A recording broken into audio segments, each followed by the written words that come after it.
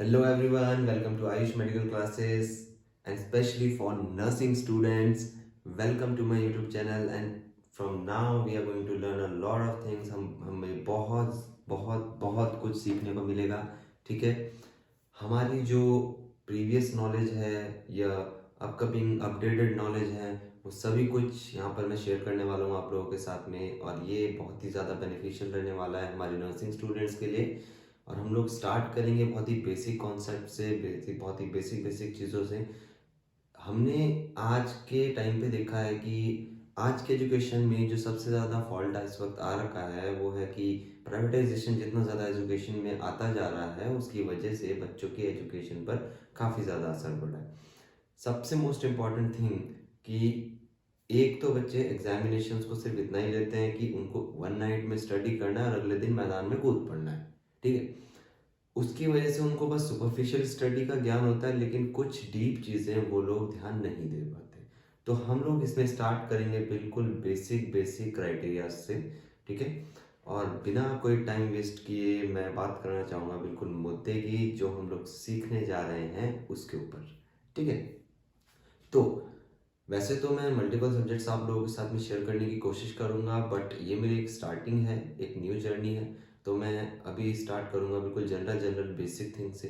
तो आज जो हम लोग स्टार्ट करने जा रहे हैं वो है एनाटॉमी एंड फिजियोलॉजी का एक पार्ट, और सबसे मोस्ट इम्पॉर्टेंट पार्ट है. इससे काफ़ी क्वेश्चन अराइज होते हैं आपके एग्जामिनेशन के हिसाब से भी और आपके जो कॉम्पिटिटिव लेवल है उसके हिसाब से भी, और बहुत सारी माइनर चीज़ें हैं जो छूट जाती हैं हमारी जनरली जब हम कॉलेज टाइम पे अगर सुपरफिशियल स्टडी करते हैं तो उस वजह से. खैर, वो सब बातें जो भी हैं, अब अपनी गलतियों को सुधारने का टाइम आ गया है. तो हम लोग नई सिरे से शुरुआत करते हैं, बिल्कुल ग्राउंड जीरो से हम लोग स्टार्ट करेंगे और अपने आप को ले जाएंगे at the height of achievements. ठीक है, तो सबसे पहले आज जो मैं आप लोगों के साथ में डिस्कस करने जा रहा हूँ वो है रिगार्डिंग रीनल सिस्टम. ओके, तो रीनल सिस्टम को आप लोग कह सकते हैं रीनल सिस्टम हो गया एक. दूसरा नाम इसका आ जाता है यूरिनरी सिस्टम.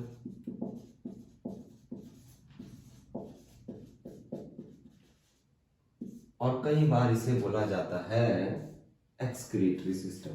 क्या बोला जाता है? Excretory system. तो भैया तीन मेजर नाम हैं जिनसे इसको हम लोग जानते हैं. एक्सक्रीटरी सिस्टम के नाम से जानते हैं, रीनल सिस्टम के नाम से जानते हैं, यूरिनरी सिस्टम के नाम से जानते हैं. ठीक है, तो आखिरकार ये है क्या? बट सबसे पहले इसमें डायरेक्ट हम लोग जंप नहीं करेंगे. ठीक है, हम लोग जनरली क्या करते थे कि डायरेक्ट जंप कर देते थे एनाटॉमी फिजियोलॉजी पे. हम लोग इस बार डायरेक्ट जंप नहीं करेंगे एनाटॉमी फिजियोलॉजी पे. हम लोग इसमें बेसिक टर्मिनोलॉजीज अपनी थोड़ी सी क्लियर करेंगे. ठीक है, इसमें कुछ टर्मिनोलॉजीज है. सबसे पहली नेफ्रोलॉजी, दूसरी जो टर्मिनोलॉजी है हमें देखने को मिलती है वो है यूरोलॉजी. ठीक है, और इन सब के अलावा एक और तीसरी टर्म है जिसको हम लोग बोलते हैं एंड्रोलॉजी. इन तीन टर्म्स को मैंने इसलिए लिखा है क्योंकि मैं इन तीनों टर्म्स में आप लोगों को डिफरेंस बताना चाहता हूं ताकि आप लोग आगे कभी भी फ्यूचर में इस चीज की वजह से कंफ्यूज ना हो, इस चीज की रिगार्डिंग कहीं से भी आप वंचित ना रहें, आपको श्योर हो कि हाँ आप किस चीज के बारे में जानने जा रहे हैं. ठीक है ना, तो रीनल सिस्टम तो भैया सीधे से हमें बात रीनल से जो पता चल जाती है कि हम पढ़ने वाले हैं किडनी के बारे में, किडनी, पेयर ऑफ किडनीज. ठीक है, सो क्योंकि भैया किडनी तो दो होती हैं, है ना, तो होने को एक भी होती है, लेकिन भगवान करे कि भगवान सभी को दो दे, है ना. तो अभी जो फिलहाल के लिए हम लोग देखने जा रहे हैं वो है हमारा नेफ्रोलॉजी, यूरोलॉजी और एंड्रोलॉजी के बारे में. ठीक है, तो पहले जनरल टर्मिनोलॉजीज को हम लोग समझ लेते हैं. ठीक है, तो नेफ्रोलॉजी क्या होती है? नेफ्रोलॉजी होती है कि when we study about kidney and its related disorder, kidney के बारे में और उससे रिलेटेड डिसऑर्डर्स के बारे में. ठीक है ना, तो इसमें हम लोग लिख देते हैं भैया study of kidney and its related disorders। ठीक है भाई, इतनी बात समझ में आ गई कि ये क्या है, स्टडी है किसकी, किडनी की है, और उसके रिलेटेड जो भी समस्याएं हैं हेल्थ रिलेटेड, ठीक है, किडनी की हेल्थ से रिलेटेड जो भी समस्याएं हैं, जो भी उससे रिलेटेड डिसऑर्डर है, डिजीज कंडीशन है, उसके बारे में स्टडी करना। यूरोलॉजी हालांकि क्या होता है, it is a study of urinary system and male reproductive system, study of urinary system and male reproductive system।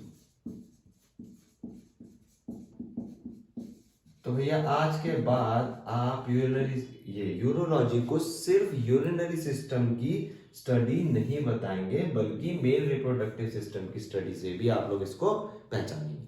ठीक है, तीसरा वाला टर्म है एंड्रोलॉजी। एंड्रोलॉजी हालांकि इतना ज्यादा वो नहीं, बट बात ये कि अभी इससे डिफरेंशिएट करने के लिए हमें ये जानना भी बहुत ज्यादा जरूरी है। ठीक है ना, क्योंकि एंड्रोलॉजी जो है वो स्पेसिफिक क्या है, ब्रांच ऑफ साइंस है, ब्रांच ऑफ साइंस है that deals with study of male reproductive system, study of male reproductive system। ठीक है, अब भाई इन तीन चीजों में आप लोगों को पता चल गया कि जो नेफ्रोलॉजी था, नेफ्रोलॉजी तो था study of kidney and its related disorders. हालांकि जो यूरोलॉजी था वो यूरिनरी सिस्टम और मेल रिप्रोडक्टिव सिस्टम की स्टडी के रिगार्डिंग बात हुई है। ठीक है, हालांकि एंड्रोलॉजी क्या है, एंड्रोलॉजी स्पेसिफिकली एक ब्रांच ऑफ साइंस है जो कि डील करती है सीधे सीधे हमारे मेल रिप्रोडक्टिव की स्टडी से। ठीक है, तो इन तीन बेसिक चीजों को जानना तो आप लोगों के लिए जरूरी था सीधे सीधे। ठीक है ना, और दूसरी चीज हमारा जो यूरिनरी सिस्टम है उसमें आप लोग मेजरली किस किस चीजों के बारे में पढ़ते हैं, पहले किडनी, ठीक है, फिर उसके बाद यूरेटर, देन उसके बाद urinary bladder and after that there is urethra. Okay, तो ये सारे जो चार मेजर फैक्टर हैं ये हम इसके लिए ध्यान रख रहे हैं, और ये तीन टर्मिनोलॉजीज हैं जो कि बेसिक टर्मिनोलॉजीज हैं, आप लोगों को पता होनी चाहिए। ठीक है, यही चीजें हैं जो छोटी छोटी हम लोग मिस कर देते हैं और आगे चल के हमारे लिए प्रॉब्लमेटिक बनती है। एक शॉर्ट टर्म में आती है यूरोलॉजी, नेफ्रोलॉजी, एंड्रोलॉजी, हम लोग डिफरेंशिएट नहीं कर पाते। ठीक है, अब आई होप इतना क्लियर हो गया होगा। अब इसके बाद हम आगे बढ़ेंगे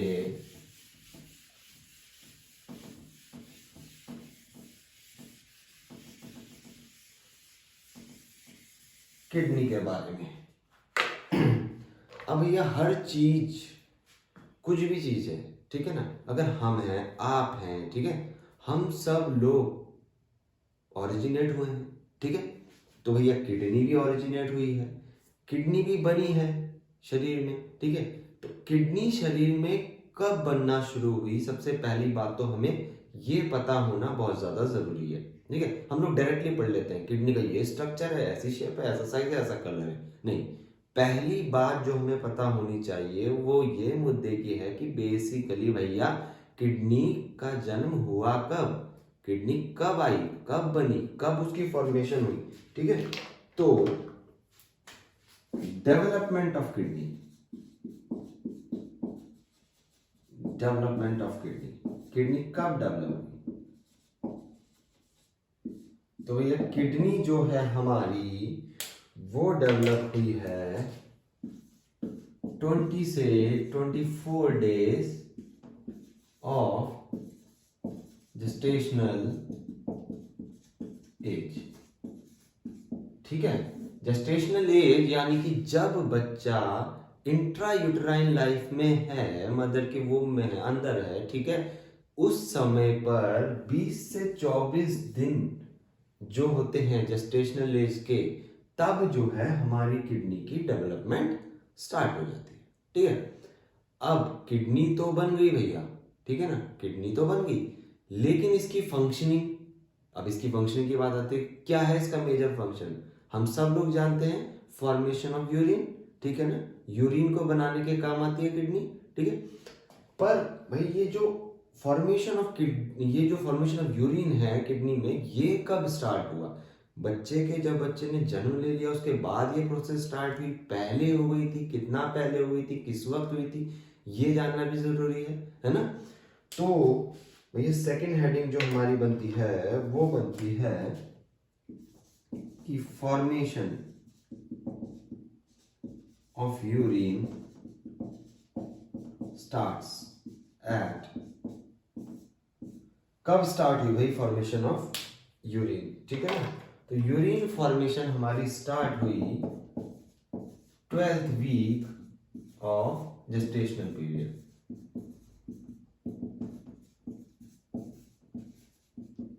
जेस्टेशनल पीरियड जो था उसके 12वें वीक में यूरिन की फॉर्मेशन किडनी ने करना शुरू कर दिया। किसमें? बच्चे में, ठीक है ना, जो होने वाला है, जो इंट्रायूटराइन लाइफ में है, जो अंदर है वोम में, ठीक है ना, उसके, ठीक है ना, 20 से 24 दिन में तो उसका डेवलपमेंट हुआ किडनी का, और उसने यूरिन फॉर्मेशन करना शुरू कर दिया 12th week of gestational period में, ठीक है, 12th week of gestational period में। इतना सबको क्लियर है, ठीक है।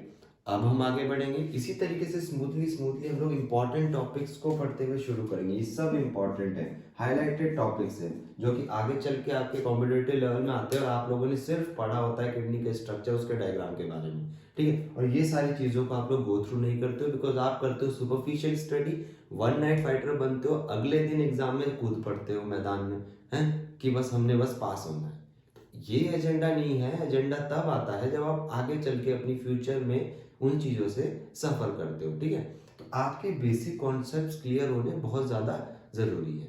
चलो आगे अब हम देखेंगे एक और चीज कि भाई ये जो किडनी डेवलप हुई, ये डेवलप हुई कहाँ, ठीक है ना, किस जगह पर ये डेवलप हुई, ठीक है। तो किडनी जो है वो डेवलप हुई सबसे पहले कहाँ? सैक्रल रीजन में, सैक्रल रीजन में, ठीक है ना।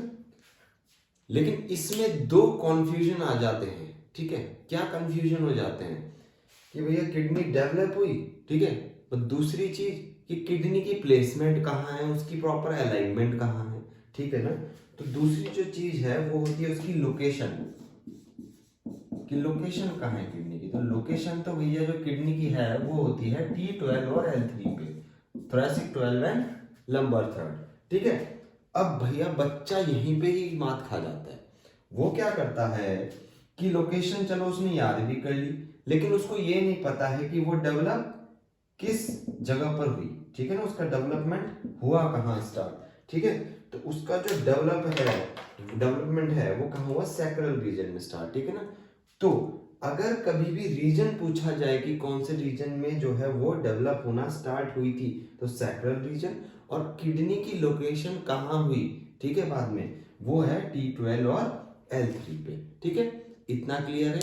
ये बहुत मेजर पार्ट है, बहुत मेजर, ठीक है ना चीज है। ये देखिए रीजन डेवलप लिख दिया मैंने यहाँ पर, region develop is sacral region and location इसकी जो बना दी हमने वो बना दी अपनी T12 एंड L3, ठीक है ना। ये जो है ये इसकी प्रॉपर लोकेशन है और ये प्रॉपर इसका रीजन है जहां पर ये डेवलप होनी शुरू हुई, ठीक है।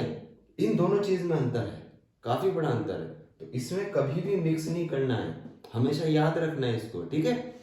ओके, तो भैया इतना हो गया क्लियर, ठीक है।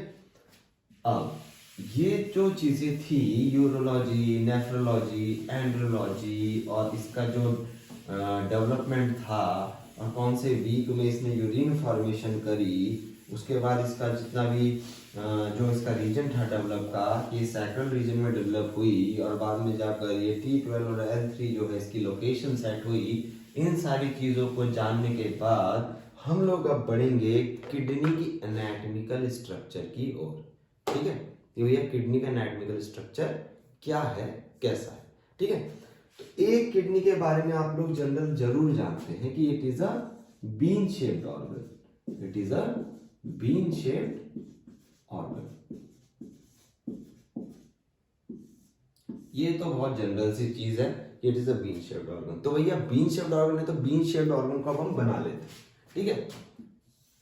ये कुछ इस प्रकार का होता है, राजमा जैसा, ठीक है ना, राजमा जैसा, ठीक है, बीन शेप्ड ऑर्गन। अब यहां से ये, यहां से ये ऐसे, ठीक है। मेरा इस क्लास में या फिर मेरी आने वाली जो क्लासेस हैं उनमें सबसे ज़्यादा मेजर मेरा जो फोकस रहेगा वो इसी चीज़ के ऊपर रहेगा कि डायग्रामेटिक रिप्रेजेंटेशंस में आप लोगों के लिए इजी वे में आपको दे पाऊँ। क्योंकि बच्चों के अंदर बहुत ज़्यादा ये मेंटेलिटी आ जाती है कि हम लोग मेडिकल फील्ड में आ तो गए हैं लेकिन हमारा डायग्रामेटिक रिप्रेजेंटेशन प्रॉपर नहीं है, क्योंकि हमारी ड्राइंग अच्छी नहीं है। तो इससे पहले मैं एक बात आपको क्लियर कर दूं कि इस एजुकेशन सेक्टर में अगर आप ड्राइंग के बारे में भी फिर भी सोचते हैं तो आप लोग गलत सोचते हैं। आपकी ड्राइंग से कहीं ज़्यादा महत्वपूर्ण है उस पर्टिकुलर डायग्राम में रिलायबल इंफॉर्मेशन होना, ठीक है। क्योंकि अगर आप उसकी प्रॉपर लेबलिंग नहीं करते हो, आपके आपके पास उसका जो कंटेंट है वो नहीं है अच्छे से आप लोग शो कर पा रहे हो, तो इसका मतलब वो नॉलेज आपकी अधूरी है और उसमें आप कितना भी सुंदर डायग्राम बना लीजिए वो कोई फायदा नहीं देगा, ठीक है। तो इसमें सबसे मोस्ट इंपॉर्टेंट चीज़ है कि हमें डायग्राम को तो वैसे खैर अच्छा बनाना है अपनी तरफ से, मैं भी कोशिश करूंगा कि आप लोगों को अच्छा ही दूं, लेकिन उससे मोस्ट इम्पॉर्टेंट बात जो है वो ये है कि भैया उसके अंदर जो हम लोग चीज़ें एक्सप्लेन कर रहे हैं क्या वो है अप टू द मार्क है, ठीक है, क्या वो रिलेबल इंफॉर्मेशन है, ठीक है। तो वही चीज़ मैं आप लोगों के साथ में शेयर करने वाला हूँ। बहुत सारी चीज़ें इसमें आपको नहीं भी पता लगेंगी, मे भी आप लोगों को आती हो तो वेल एंड गुड, अगर नहीं आती हो तो आपको सीखने को मिलेगा। तो चलिए आगे बढ़ते हैं इसी वीडियो में, ठीक है। तो भैया ये है हमारी किडनी और ये है हमारा बीन शेप्ड ऑर्गन, जो कि कैसा कलर का हम लोग मानते हैं, रेडिश ब्राउन कलर का, रेडिश ब्राउन कलर का। अब इसमें एक बड़ी खास बात है भाई, किडनी में हम लोग अक्सर सीधा यहां से पढ़ना शुरू कर देते हैं, इस बार हम यहां से नहीं पढ़ेंगे। किडनी में यहां पर कुछ फैट होता है, क्या होता है, फैट होता है, और इस फैट को हम लोग बोलते हैं फेशिया, ठीक है ना। और ये जो फेशिया है ये क्यों है, ये फैट क्यों है, ये किडनी को होल्ड करने का काम करता है, ठीक है। अब ये आपकी किडनी है, ये किडनी फ्री फ्लोटिंग ना हो जाए, क्या ये किडनी लाइक दिस, ये मैं नहीं दूंगा सपोर्ट, ये ऐसे गिरेगी, ये ऐसे गिरेगी, ये अगर इसका मास इतना दूर है ये ऐसे गिरेगी, है ना। तो नहीं, ऐसे नहीं होना है ना, फ्री रेडिक ये बिल्कुल ऐसे नहीं, फ्रीली नहीं, इसको होल्ड करके रखने के लिए, ठीक है, सबसे ज्यादा इंपॉर्टेंट क्या है, उसके पास का फैट, और जिसको हम लोग बोलते हैं फेशिया, ठीक है ना। ये क्या करता है, किडनी को होल्ड करता है।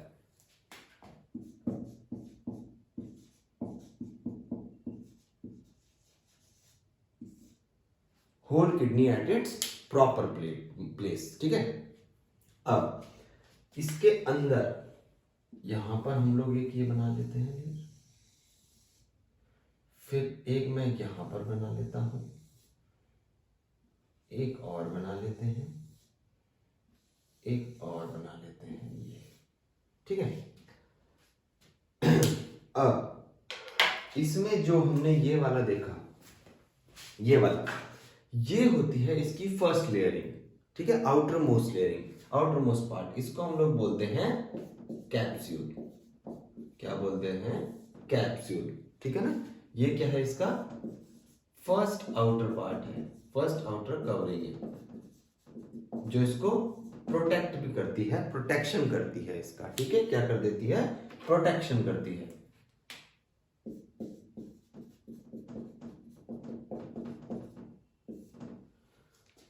अब इसके बाद जो इसके अंदर का एरिया होता है ये वाला, इस वाले एरिया को हम लोग बोलते हैं कॉर्टेक्स, कॉर्टेक्स, ठीक है।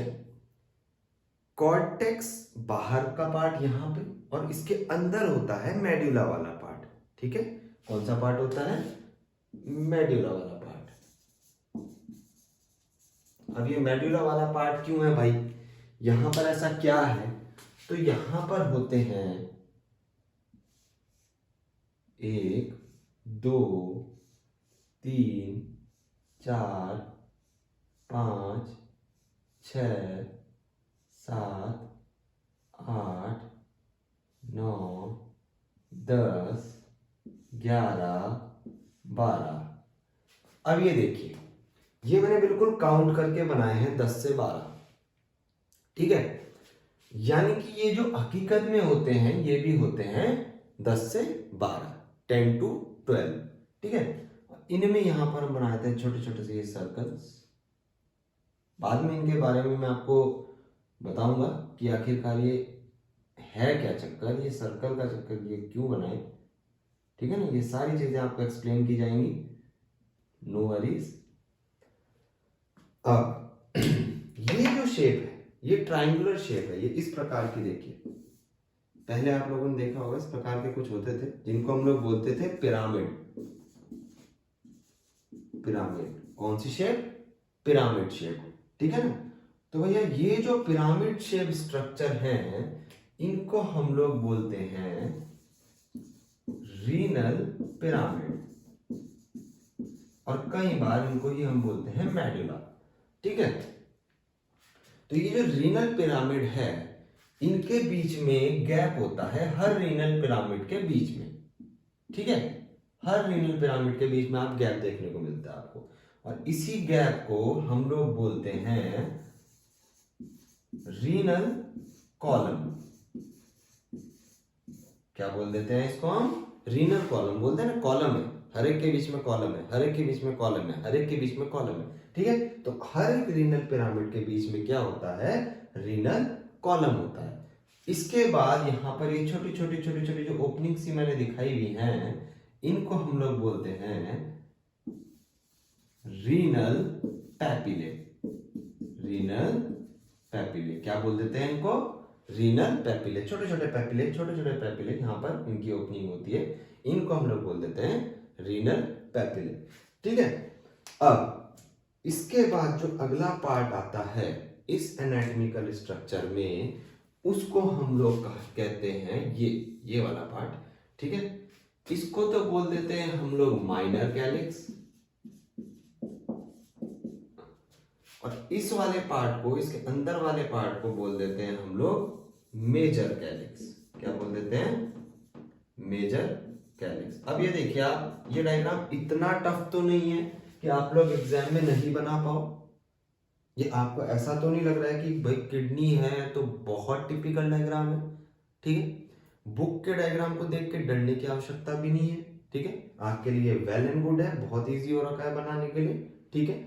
सबसे मोस्ट इंपॉर्टेंट बात है कि इसमें जो लेबलिंग है वो बिल्कुल अप टू द मार्क होनी चाहिए कि हाँ भाई ये चीजें हैं और ऐसी ऐसी, ठीक है ना। रीनल पिरामिड है, ठीक है, रीनल पिरामिड है, कितने हो गए? 10 to 12 नंबर्स हो गए, ठीक है ना। कितने हो गए? 10 to 12 नंबर्स हो गए। अब माइनर कैलिक्स भी हो गया, मेजर कैलिक्स भी हो गया, ठीक है। अब जो हमारे पास आखिरी में बचता है वो आ जाता है ये वाला पार्ट, और इसको हम लोग दर्शाते हैं किस नाम से? Renal palace. इसका निचला भाग, ठीक है ना, किडनी का सबसे निचला भाग है ये, इसलिए इसको हमने बुलाया रीनल पेल्विस, ठीक है। अब रीनल पेल्विस आ गया भाई। रीनल पेल्विस में एक और चीज पाई जाती है जिसके बारे में अक्सर हम लोगों को नहीं बताया जाता जब हम सुपरफिशियल स्टडी कर रहे होते हैं, ठीक है ना। तो इस चीज का नाम क्या है? ये क्या है? ठीक है, ये कहलाते हैं केजल सेल्स। केजल सेल्स, ठीक है ना। केजल सेल्स जो होते हैं इनका काम क्या है आखिरकार? केजल सेल्स हैं क्या? ठीक है, रीनल पेल्विस को थोड़ा सा नीचे लिख लेते हैं, केजल सेल्स आपका एक्सप्लेन हो जाएगा।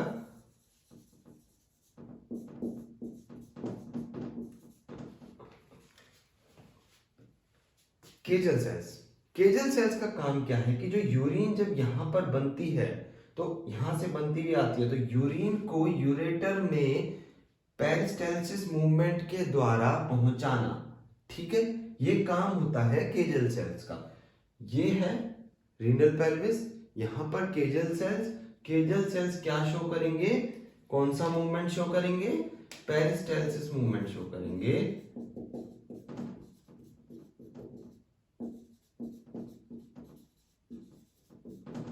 पेरिस्टालसिस मूवमेंट शो करेंगे, जिसकी वजह से क्या होगा, यूरिन आगे पहुंचेगा हमारे यूरेटर पे। ठीक है, अब एक और चीज है मोस्ट इंपॉर्टेंट, कि यहां पर एक चीज और होती है, इसे बना देते हैं, जिसको हम लोग जानते हैं किस नाम से, हाइलम के नाम से। ठीक है, और हाइलम क्या होता है, हाइलम क्यों है इसका नाम, क्योंकि यहां से एंट्री होती है रीनल आर्टरी और वेन की। किसकी, रीनल आर्टरी और वेन की एंट्री होती है हाइलम से। Is that clear? सिंपल है, हाइलम है, यहां से रीनल आर्टरी और वेन जो है किडनी में एंटर करती है। ठीक है, अब भैया ये तो है इसका पूरा का पूरा एनाटॉमिकल स्ट्रक्चर। ठीक है ना, अब इसमें आपको कंफ्यूज होने की कुछ जरूरत नहीं है। ठीक है, बहुत इजी डायग्राम है, इजी टू अंडरस्टैंड है आपके लिए। ठीक है, आपने पूरा डायग्राम देख लिया, कहां से बनना शुरू हुआ था, हमने बनाना शुरू किया था फैट एंड फेशिया से। ठीक है, लेकिन फैट एंड फेशिया को इसकी पहली लेयर नहीं बोलना है, पहली आउटर मोस्ट प्रोटेक्टिव लेयर जो है वो हमारा कैप्सूल ही है। ठीक है ना, फर्स्ट आउटर कवरिंग है, प्रोटेक्शन करती है। ठीक है, अगला वाला पार्ट हमारे पास आ जाता है कॉर्टेक्स वाला पार्ट। ठीक है, और यही जो कॉर्टेक्स वाला पार्ट है, इसके अंदर ही पीसीटी, बीसीटी, ग्लोमेरुलस, ठीक है ना, ये सब कुछ पाए जाते हैं। ठीक है, आगे हम उस चीज के बारे में पढ़ेंगे। आगे आता है हमारा मेडुला वाला पार्ट। ठीक है, और यही होता है, ये मेडुला वाला पार्ट ही होता है रेडिश ब्राउन कलर में। ठीक है ना, और यही किडनी को एक्चुअल कलर देता है। कौन देता है एक्चुअल कलर? मेडुला वाला पार्ट। ठीक है, तो यहीं से रेडिश ब्राउन कलर मिलता है, और आगे चल के माइनर कैलिक्स और मेजर कैलिक्स का एरिया आ जाता है।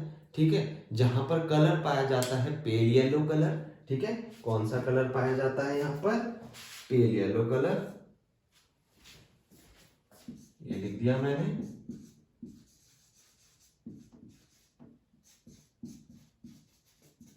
ठीक है, उसके अलावा ये हमारे पास मैंने बता दिए थे आपको कि क्या है, रीनल पिरामिड है ट्रायंगुलर शेप के। इसमें यहां पर छोटे छोटे रीनल पैपिले हैं। अब एक चीज और जान लीजिए आप इसके बारे में, कि जो ये रीनल पिरामिड है, इसका जो ये वाला पार्ट है, ये तो कहलाता है बेस। क्या कहलाता है? बेस। और जो इसका कोनिकल पार्ट है ऊपर वाला, ये कहलाता है एपेक्स। क्या कहलाता है? एपेक्स। एक कहलाता है बेस और ऊपर वाला पार्ट इसका कहलाता है एपेक्स। ठीक है ना, उसके बाद आपने केजल सेल्स को देख लिया जो पेरिस्टालसिस मूवमेंट करवाते हैं यूरिन की, कहां? यूरेटर में। ठीक है ना, माइनर मेजर कैलिक्स देख लिया, रीनल पेल्विस देख लिया, कैप्सूल देख लिया, रीनल पिरामिड, रीनल पिरामिड्स के बीच में जो गैप है, ठीक है, वो हो गया आपके रीनल कॉलम्स। ठीक है, अब ये रीनल पिरामिड जो है, ये बड़ा इंटरेस्टिंग बात है। यहीं पर क्या चीज पाई जाती है सबसे जरूरी, जो फंक्शनल यूनिट ऑफ किडनी है। ठीक है, लाइक दिस, जिसको हम लोग क्या बोलते हैं? नेफ्रॉन्स। ठीक है, जो फंक्शनल यूनिट ऑफ किडनी है वो यहीं पाई जाती हैं, जिनको हम लोग बोलते हैं नेफ्रॉन्स। ठीक है, अब चलो इसको मिटा देते हैं। अब नेफ्रॉन्स के बारे में एक बड़ी खास बात है कि नेफ्रॉन्स का नंबर, कि कितने नेफ्रॉन्स होते हैं, ठीक है, ह्यूमन किडनी में, वो जानना जरूरी है। तो नेफ्रॉन्स मतलब जनरल, वैसे इसको अलग अलग बुक्स में कई बार अलग अलग दिया हुआ रहता है, लेकिन गलत कुछ भी नहीं है, क्योंकि एग्जैक्ट किसी ने ऐसे काउंट तो किए नहीं है, है ना। तो 1.1 मिलियन ईच किडनी में। ठीक है, या फिर कभी कभी 1.3 मिलियन ईच किडनी में, ठीक है। या फिर आप इसको कह सकते हैं 10 lakh to 13 lakh each kidney में, ठीक है। लेकिन अगर दोनों में देखी जाए, बोथ किडनीज में, बोथ किडनीज के हिसाब से देखा जाए तो ये हो जाती है 2.2 मिलियन, क्योंकि 1.1 प्लस 1.1 का आइडिया लेते हैं हम लोग, ठीक है। तो हमें मिलती हैं 2.2 मिलियन, 2.2 मिलियन ऑफ नेफ्रॉन्स हमें मिलते हैं ईच, दोनों किडनी में मिला के टोटल, ठीक है ना। और ईच किडनी में हम लोग 1.1 भी बोल देते हैं, कई जगहों पे 1.3 भी बोल देते हैं। इसलिए जनरली जब हम इसको लैक्स में देखते हैं तो फिर हम लोग इसमें देखते हैं 10 to 13 lakhs in each kidney, ठीक है। Is that clear? ठीक है, इतना आप लोगों को समझ में आ गया होगा, इसमें कोई प्रॉब्लम नहीं है, बिल्कुल जनरल से चीज है। देखिए कितना सिंपल डायग्राम है, बस इसमें आपको रिप्रेजेंटेशन करना आना चाहिए सारी पार्ट्स का। मैंने आप लोगों को छोटा छोटा थोड़ा थोड़ा अभी शॉर्ट ब्रीफिंग में मैंने आपको फंक्शंस बताए, इसके बाद हम इसको पूरा पढ़ेंगे डीप में और मैं आपको इसके रिगार्डिंग सारी इंफॉर्मेशन शेयर करूंगा, ठीक है। एंड इंटरेस्ट के साथ में सीखना है, ऐसा कुछ नहीं है, ये कोई बर्डन नहीं है। आप लोगों को मजा आना चाहिए सीखने वालों को। यू मस्ट हैव आपका पूरा एक फोकस बनाइए कि हाँ भाई इसके बाद ये होता है, इसके बाद ये होता है, इसके बाद ये होता है, इसके बाद ये होता है। बस कहानी की तरह सीखना है आपने, ठीक है। हेक्टिक नहीं बनाना है बिल्कुल भी इसे स्टडी को, ठीक है। चलो अब इतना हो गया, नेफ्रॉन्स जान लिए आपने कितने कितने होते हैं, ये देख लिया आपने, ठीक है। अब हम इसके बारे में जानेंगे, इसके एनाटॉमी के कुछ मेजर पार्ट्स, ठीक है। देखते हैं, चलो। बीन शेप्ड ऑर्गन हो गया, रेडिश ब्राउन कलर हो गया, ये सब तो आप लोगों को पता चल गया। अब बात आती है इसके वेट की, ये भी तो जानना जरूरी है, ठीक है। एक तो हो गया वेट, इन मेल्स अलग से और इन फीमेल्स अलग से।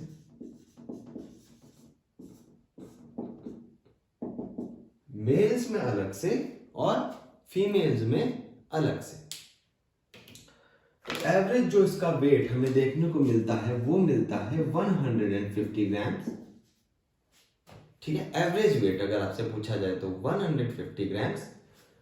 अगर मेल्स में बोलते हैं कि भैया मेल्स में इसका वेट कितना है, तो वो होता है थोड़ा ज्यादा, 125 से 175 grams as comparative to female. Males में किडनी का वेट ज्यादा पाया जाता है, ठीक है। क्योंकि फीमेल्स में जो है वो पाया जाता है कितना, वो पाया जाता है 115 से 135 ग्राम्स। Is that clear? ठीक है, आप लोग समझ गए। 125 से 175 ग्राम्स पाया जाता है मेल्स में और 115 से लेके 135 ग्राम्स पाया जाता है फीमेल्स में, ठीक है। अब इतना हो गया भैया क्लियर कि एवरेज वेट क्या है, मेल्स में क्या है, फीमेल्स में क्या है, ठीक है। अब जो हम चीज नेक्स्ट देखेंगे वो है इसके डायमेंशंस, ठीक है। इसके डायमेंशंस कैसे कैसे हैं, क्योंकि भैया हर एक चीज का डायमेंशन तो होता है, चाहे वो हम ही क्यों ना हो, ठीक है। विजिबल अप्रोक्सीमेटली जो चीज है उसका तो डायमेंशन होता ही होता है ना। उस चीज का डायमेंशन हम लोग देखेंगे, बट ये भी जो डायमेंशन है ये भी हम दोनों तरीके से कैटेगराइज करेंगे इसको, इन मेल्स में भी देखेंगे और इन फीमेल्स में भी देखेंगे। तो भैया जो मेल्स हैं, मेल्स में ये रखा जाता है 12 इंटू 7 इंटू 3, ठीक है। 12 इंटू 7 इंटू 3। फीमेल्स में ये हम लोग देखते हैं 11 इंटू 6.5 इंटू 2.5 और दोनों को हम लोग लिखते हैं इन सेंटीमीटर, ठीक है। अब भैया ये 12 7 3 है क्या, ठीक है। तो जो 12 है ये तो है इसकी लेंथ, इसकी 11 लेंथ है, उसी तरीके से 7 है इसकी विड्थ यानी कि इसकी चौड़ाई, लंबाई और चौड़ाई। ये तो हो गई लंबाई, ये हो गई चौड़ाई, ठीक है। और ये थिकनेस कि वो कितना मोटा है, ठीक है ना। थिकनेस,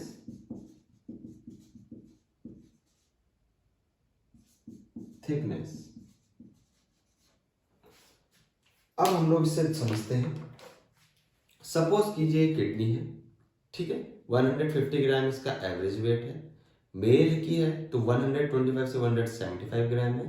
फीमेल की है तो 115 से 135 ग्राम है, ठीक है। अब इसकी जो लेंथ है, ठीक है, अगर मेल की है तो 12 सेंटीमीटर है, 7 सेंटीमीटर इसकी ये है, विड्थ है 7 सेंटीमीटर, और थिकनेस ये इसकी 3 सेंटीमीटर है। बट वहीं अगर हम फीमेल की बात करें तो ये कम हो जाती है, 11 सेंटीमीटर है। चौड़ाई भी कम हो जाती है, 2.5 सेंटीमीटर हो जाती है, ठीक है, सॉरी 6.5 सेंटीमीटर हो जाती है। एंड थिकनेस की अगर बात करें तो वो भी कम हो जाती है, वो 2.5 सेंटीमीटर हो जाती है, ठीक है। तो ये जो है इन तीनों के अलग अलग जो है, ये अलग अलग तीनों डायमेंशन फैक्टर हैं, जो मेल्स के अलग हैं और फीमेल्स के अलग है। जिस प्रकार से वेट मेल्स का और फीमेल्स का किडनी का वेट जो है वो डिफरेंट है, ठीक है ना। अब आप लोग एक चीज सोचिए कि जितना भी हमने अभी तक पढ़ा, क्या वो अप टू द मार्क था, ठीक है, अप टू द मार्क था, इजी टू अंडरस्टैंड था, आसानी से हमारा डायग्राम बन गया, दिखने में डायग्राम बिल्कुल इजी लग रहा है, ठीक है ना, कोई दिक्कत परेशानी नहीं होगी। हाइलम है, हाइलम के पास रीनल आर्टरी, रीनल वेन है, तो बना दीजिए आप यहाँ पर एक रीनल आर्टरी हो गई, ठीक है, रीनल वेन बना दीजिए, यहाँ से रीनल आर्टरी, रीनल वेन की एंट्री दिखा दीजिए, ठीक है, ये हो गया भाई, ठीक है ना। तो ये है हमारा पूरा का पूरा किडनी का एनाटॉमिकल स्ट्रक्चर, ठीक है। इससे पहले हमने जनरल टर्मिनोलॉजीज पढ़ी, ठीक है, कि यूरोलॉजी, नेफ्रोलॉजी और एंड्रोलॉजी में क्या डिफरेंस है।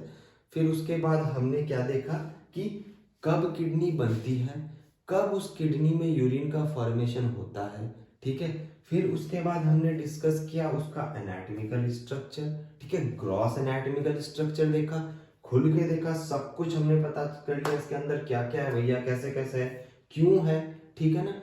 कुछ हमें नई चीजें पता चली, जैसे कि रीनल पैपिले हो गया, कई बार ये नहीं होता पता बच्चों को, फैट एंड फेशिया होता है, ये नहीं बच्चों को कई बार पता होता। रीनल पिरामिड पढ़ लेते हैं क्योंकि मेडुला पढ़ लेते हैं, लेकिन रीलम कॉलम के बारे में नहीं उस पर ध्यान दे पाते, ठीक है। केजल सेल्स के बारे में तो अधिकतम ध्यान नहीं दे पाते, जबकि सबसे मेजर फंक्शन है इसका पेरिस्टालसिस मूवमेंट का, ठीक है। ये सारी की सारी चीजें जो हैं, कई बार आप लोग अनभिज्ञ रह जाते हैं, इन चीजों से ही मैं आप लोगों को बिल्कुल वंचित नहीं रखना चाहता, ठीक है, ताकि आप लोग में फ्यूचर में वो प्रॉब्लम्स ना आए, ठीक है, आप उन चीजों को अच्छे से समझ सको। बेसिक स्ट्रांग होगा तो आगे डिजीज कंडीशन को आप लोग ग्रेस्प कर पाएंगे, ठीक है। तो मेरा मकसद यही है कि आप लोगों का बेसिक स्ट्रांग करना है, आपके डायग्रामेटिक रिप्रेजेंटेशन को स्ट्रांग बनाना है, ठीक है, और इंटरेस्ट के साथ में आपको सिखाना है कि आप लोग उस पढ़ाई को सिर्फ पढ़े ना, उसे जिए, ठीक है। तो होप सो, मुझे लगता है कि क्या पता आप लोगों को भगवान करे सब कुछ समझ में आया होगा, है। बाकी आप लोगों की ब्लेसिंग्स हैं, ठीक है, एंड बी चेयरफुल, ठीक है। हम लोग नेक्स्ट वीडियो में नेक्स्ट वीडियो जब भी मिलेंगे, मोर एनर्जी और बहुत ज़्यादा एंथुसियाज्म के साथ में मिलेंगे, और ज़्यादा एक्स्ट्रा ऑर्डिनरी, मतलब गजब की नॉलेज के साथ में मिलेंगे, ठीक है। कुछ और चीज़ें शेयर करेंगे, कुछ चीज़ें मैं आपसे शेयर करूंगा, कुछ चीज़ें आप मुझसे शेयर करें, होप सो कुछ चीज़ें मुझे आपसे सीखने को मिले, कुछ चीज़ें आपको मेरे से सीखने को मिले, क्योंकि अगर इंसान 1% भी सीखता है तो इन फ्यूचर उसके भविष्य के लिए वो चीज़ बहुत ज़्यादा इंपॉर्टेंट होती है, क्योंकि 1 मार्क से कॉम्पिटिटिव एग्जाम में इंसान कई बार लैग बिहाइंड कर जाता है और 1 मार्क से ही वो मेरिट अचीव कर लेता है। तो ध्यान देना है बिल्कुल इन सारी चीज़ों पर, एक ही लाइफ है, अच्छे से सीखना है। एंड एट द एंड मैं ये कहना चाहूँगा कि लाइक एंड सब्सक्राइब की बात नहीं है, ठीक है। आपको अगर लाइक करना है, सब्सक्राइब करना है अपनी लाइफ में, तो इस एजुकेशन को कीजिए, जो चीज़ मैं आपको सिखा रहा हूँ उसको आप लोग प्लीज़ फॉलो करिए, उसको मतलब अपने जीवन में उतारिए, उसे प्रैक्टिकल वे में उसे लर्निंग, उसको स्मार्ट बनाइए अपनी लर्निंग को, ठीक है। और अगर आपको मेरे से कुछ भी अच्छा सीखने को मिलता है तो I will be blessed for that, okay. तो होप सो आप लोग को इंटरेस्ट आया होगा, आप लोगों को पसंद आई होगी मेरी पहली वीडियो, अभी मेरी पहली वीडियो है, ठीक है। आगे मैं बहुत सारा कंटेंट लेके आने वाला हूँ, मल्टीपल सब्जेक्ट्स पे। ऐसा नहीं है कि हम लोग सिर्फ एनाटॉमी फिजियोलॉजी पढ़ने वाले हैं। I am going to teach you a lot of subjects, चाहे वो कम्युनिटी हो, चाहे वो माइक्रोबायोलॉजी हो, चाहे वो फार्मिकोलॉजी हो, चाहे पैथोलॉजी हो, चाहे मेडिकल सर्जिकल नर्सिंग हो, चाहे ऑप्स एंड गायनी हो, चाहे कम्युनिटी हो। We are going to discuss a lot of things, ठीक है। हम लोग रुकने नहीं वाले हैं बस, ठीक है। बस पढ़ते रहना है, सीखते रहना है, learnings, new learnings, new learnings, ठीक है। तो सब कुछ मैं आप लोगों के साथ में शेयर करने वाला हूँ, ठीक है। जस्ट अटैच रहिए, ठीक है, और देखते रहिए। Thank you all for watching my first video, ठीक है। Thank you so much. और बाकी तो उससे ज़्यादा कुछ नहीं, उम्मीद करता हूँ आप लोगों को पसंद आई होगी। मिलेंगे नेक्स्ट वीडियो में और अच्छी नॉलेज के साथ। Thank you so much.